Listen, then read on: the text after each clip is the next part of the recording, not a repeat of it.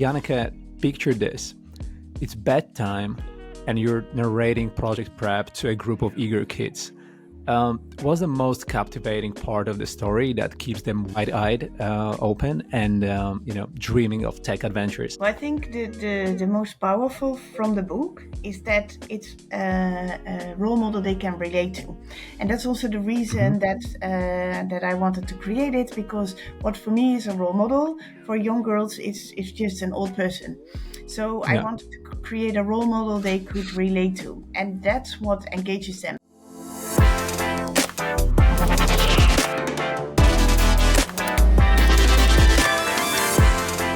Welcome to the EU Startups Podcast. Sit back and enjoy the show hosted by Marcin Lewandowski. This episode of EU Startups Podcast is brought to you by Vanta. Are you building a business?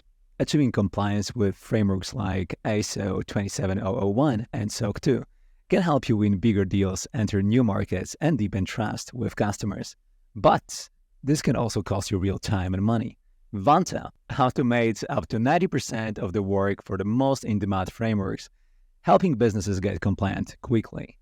And with over 300 integrations, you can easily monitor and secure the tools your businesses rely on. Join over 7,000 fast-growing companies that use Vanta to manage risk and prove security in real time. To learn more about how Vanta works and to get 20% off, visit vanta.com/EU Startups. That's vanta.com/EU Startups. Now, kick back and enjoy the show. Hey everyone, this is Marcin Lewandowski and you're listening to the EU Startups Podcast. My guest today is Janneke Niessen.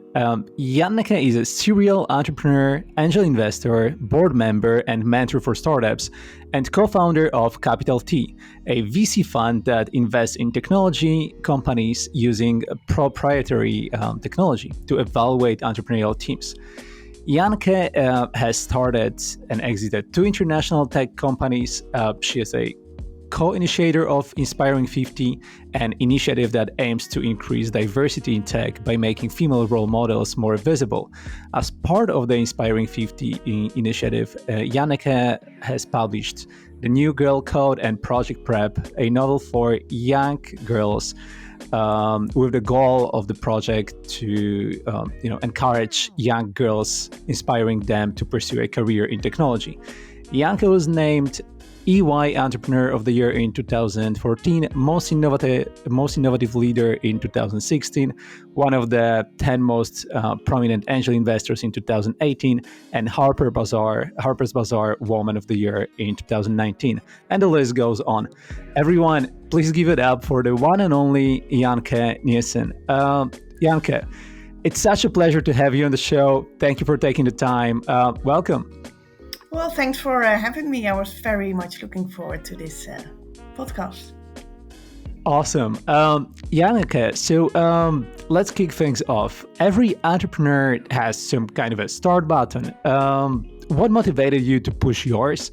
And if we were having a casual tech talk and tacos session, what hottest moments from your journey would you share over a plate of delicious tacos? What pushed me? I don't know.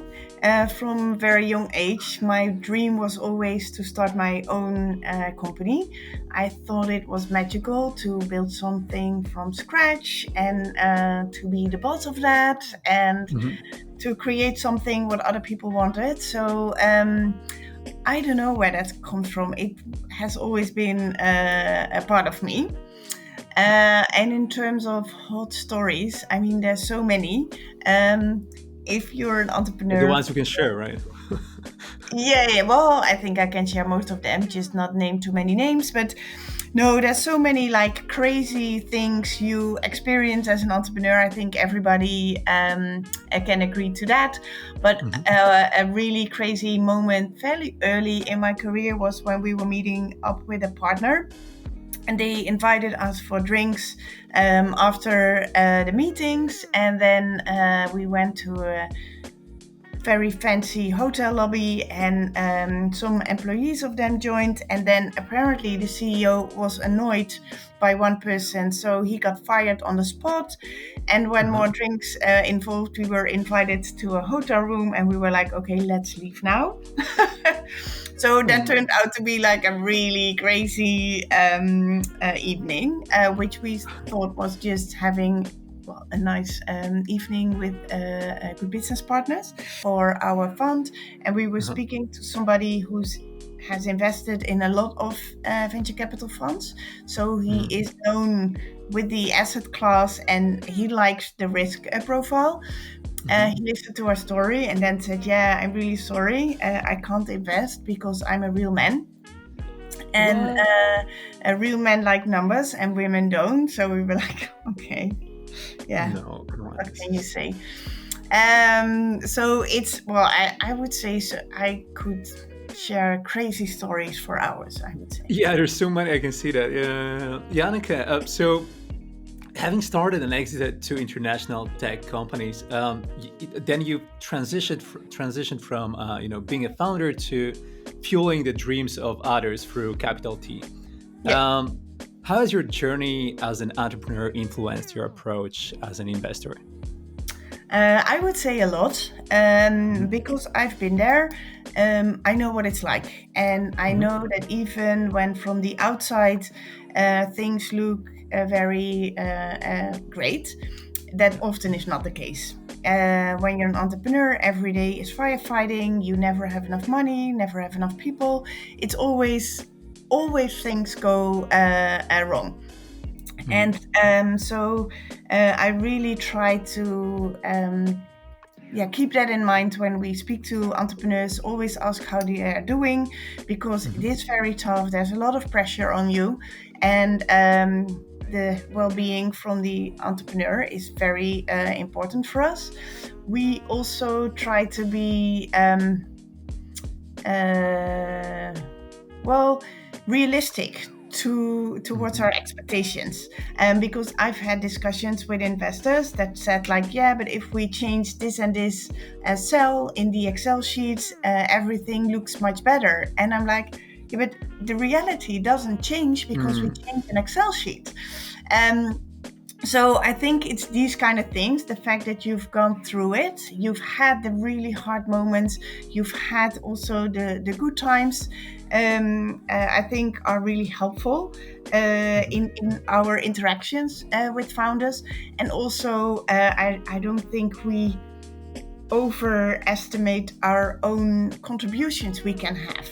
I think being there and being one phone call away and making introductions and giving them advice are really helpful. But at the end of the day, it's the founders that need to do it. They are the ones that are there. And I think sometimes VCs overestimate their impact and the way they are helping. Of course, the money is necessary and it's definitely an enabler, but in the day-to-day, it's 98%, I would say, the founders that are doing it. Awesome. By the way, at CapitalT, you guys are using proprietary technology to evaluate entrepreneurial teams. Yeah. So it's like having a secret investment sauce. Can you unveil a bit of the recipe and share its impact on the investment decisions? Yeah. So Eva, the other partner at CapitalT, she did her PhD on this topic, and she created this model. And then we're using my experience, and that's how we evaluate the teams. It's actually quite interesting in our opinion that in an industry that's very data driven. When it comes down to team, that everybody agrees on is the most important thing, that is mainly our gut feel driving the decisions. And a gut feel has a lot of pattern matching, stereotypes, bias, so it's not always the best advisor. So we try to overlay our gut feel with facts and look more data driven to these teams. We look at personality traits, and then only those traits that have a proven positive impact on venture success. So stress resistance, resilience, perseverance. We look at passion and grit. And grit obviously is crucial.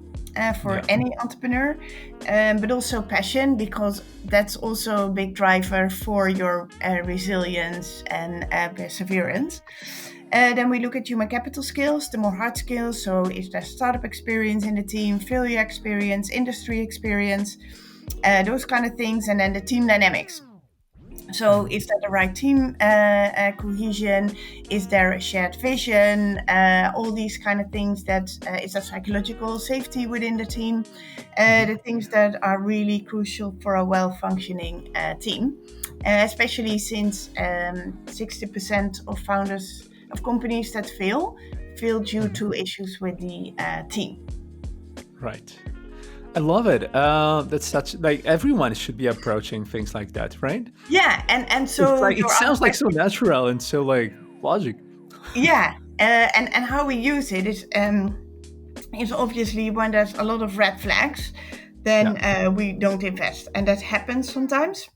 But more often, we use it to discuss with the team how things are going, if changes are necessary, and also to make them aware about the current situation and where they can improve. I mean, a team early stage, well, a team is never perfect, but you need to know where are potential issues so you can act on them. And it's very important to have the hard discussions like early on, because for example, accountability is crucial, but accountability is also very hard. When you're an early startup, everybody works hard, and everybody is trying to do everything to make it successful. So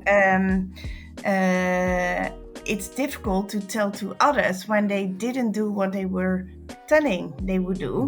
Like, why didn't you do it? Because you feel like, they worked really hard, but you still need to do it, because first, maybe that person has too much on their plate. Maybe they work on the wrong things. And even more important, when you don't build this culture of accountability, then it will spread across the team when you grow, and that's killing. Awesome. I love it, Janneke. Let's talk about InspiringFifty. So InspiringFifty is making waves in increasing the diversity in tech. How is it reshaping the narrative for women in the tech industry? And what inspired you to co-initiate such a powerful movement? Yeah, for me, I'm a strong believer in the power of role models. So if you see other people doing things, then you're more likely to believe that you can do it as well. And we noticed in Europe, we were, and this is 10-15 years ago, we were mainly, in the media, we were mainly looking at male role models from the US, and then if there were any female role models, it were only also women from the US. So we were like, we should make the women in Europe more visible and basically give them a stage. So that's why we did that. And a side effect that we didn't anticipate upfront, but it also gave more confidence to the women that were selected. They felt like, hey, I can now say I'm doing great, and they felt more comfortable to be on stage and to speak up in the media. So that was an extra effect of that. Awesome. And so the New Girl Code and Project Prep are kind of a part of this initiative, right? Yeah. So there are these books that you published that aim to inspire young girls, like kind of a literary mentor guiding them towards tech. So Janneke, picture this.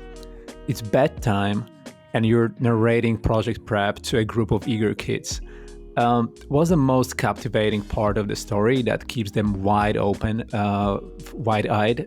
open, and dreaming of tech adventures? And what message from the book resonates with you the most? Well, I think the most powerful from the book is that it's a role model they can relate to, and that's also the reason that I wanted to create it, because what for me is a role model for young girls is just an old person. So I Yeah. wanted to create a role model they could relate to, and that's what engages them. And that's also the feedback we got through email. So and that's the fun thing about doing these kind of things. You get fan mail. Yeah. Which is pretty awesome. But so I think that's the most important thing, and the key message from the book is you can do anything.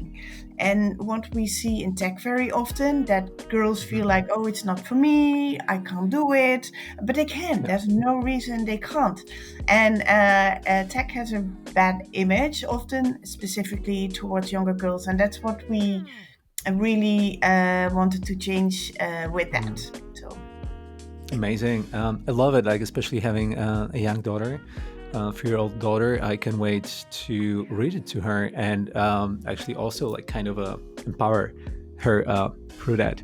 So Janneke, your research on investments in female entrepreneurs sparked discussions in parliament and legislative actions. What kind of changes do you hope to see as a result of these initiatives, and how can it reshape the landscape for women in tech? yeah, so we often refer to the US numbers about investments in male entrepreneurs, female entrepreneurs, and mixed teams. And then everybody was like, yeah, but those are US numbers. And then we decided to create them for the Dutch ecosystem, and they were even worse. And I think that was just shocking for people, seeing like, hey, less than 2% of investments go to female founders. People were like, whoa, that's crazy. And It luckily, is a lot of crazy. people also think that shouldn't be the case. I think everybody agrees we should create a level playing field, and that's not about equal outcomes, but it's about giving everybody truly the same opportunities. And the dynamics of how you get to only a 2% investment in female founders.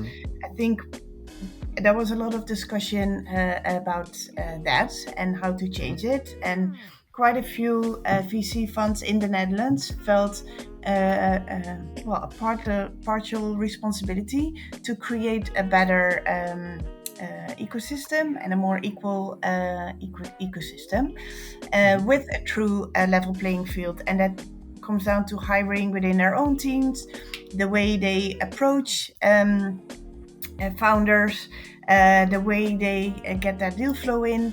And that definitely led to some change. And if we look and also some quota. If we look at our own portfolio, we don't have a quota or a target because we believe you don't need one. We believe that you need to remove all the barriers that there are in VC. That you have to make an effort to look at entrepreneurs outside your network. Make sure that people, all entrepreneurs basically can find you. And when you look at that entire pool of entrepreneurs, then you pick the best ones. And if you pick the best ones, then you will automatically get a diverse portfolio. And in our case, that's true. Our portfolio now, half of them have a female founder, half of them have a founder of color. There's also other types of diversity that we measure. And I would say overall our portfolio is really diverse, and if you make a split to between the more successful ones, that's also there. The diversity is also reflective. So I think people miss out on a lot of amazing entrepreneurs, and if we look at our deal flow, we don't understand how you can manage to only invest in white men. We would not be able to do it. I mean, it's almost an accomplishment if you can. Sounds like, exactly. It sounds hard actually to do, right? How? There's so many incredible entrepreneurs, and there's also a lot of incredible white men that are entrepreneurs. But an incredible richness in diversity in entrepreneurs. So, and I think also, if you think about it, statistically, it's impossible that all the unicorn founders are in your network. So why do people still invest in people only in their network? It's just crazy if you think about it. Plus, also, if you look at entrepreneurs, they try to solve problems that they face themselves. And there's a lot of problems out there that need to be solved. So you need also a very diverse backgrounds in entrepreneurs to be able to do that. Otherwise, we end up with only productivity tools. And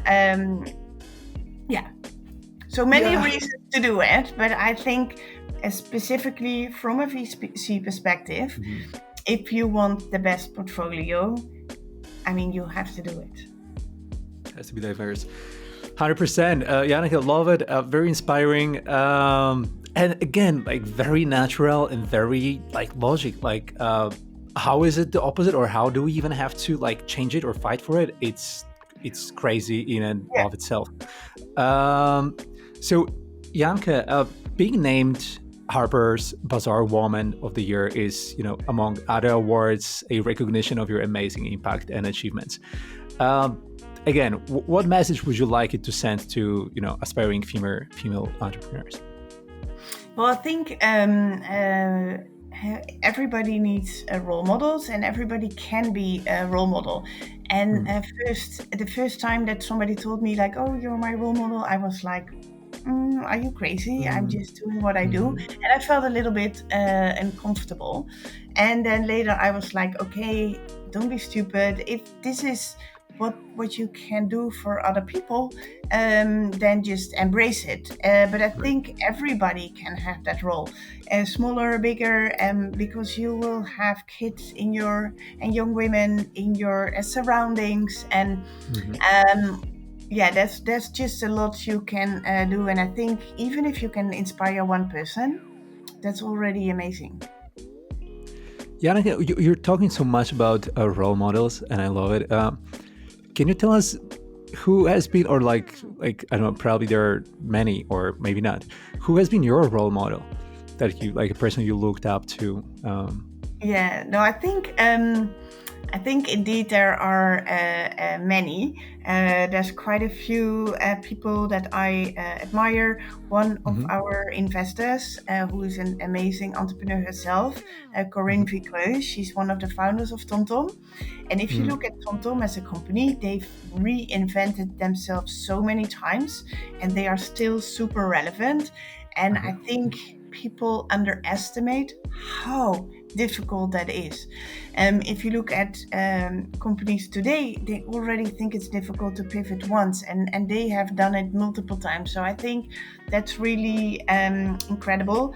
Another role model, I think, is Shonda Rhimes, because I think the way she uses storytelling to address issues and to tell stories, I mean, it's so powerful, and I think she's doing that in a brilliant way. Love it. I think I saw one time that you interviewed Corinne. I don't know, some time ago, but it was Atomico, European State of Tech. Yeah, exactly. I like the interview a lot. If you guys haven't seen it, please check it out. So, Janneke, I know that you also had a photo shoot with Annie Leibovitz, which must have been an awesome experience. Can you share a behind the scenes snapshot, or like what was the story behind it? Yeah, so I got approached on LinkedIn if I wanted to be part of the long list for a campaign of UBS who use real successful people instead of models. And first, I mean, I was skeptical, but then I started digging deeper, like, is the company legit? Who's asking? And is this true? And then I saw it was true, and that Annie was doing all the photo shoots for them. And I was like, oh my God, yes, I want to be on the long list. And then I got through several rounds, and then the shortlist, and then I was picked, and then they flew me business class to New York, and I got to pick my own hotel, and I had a chauffeur, and there were so many people on that set that day.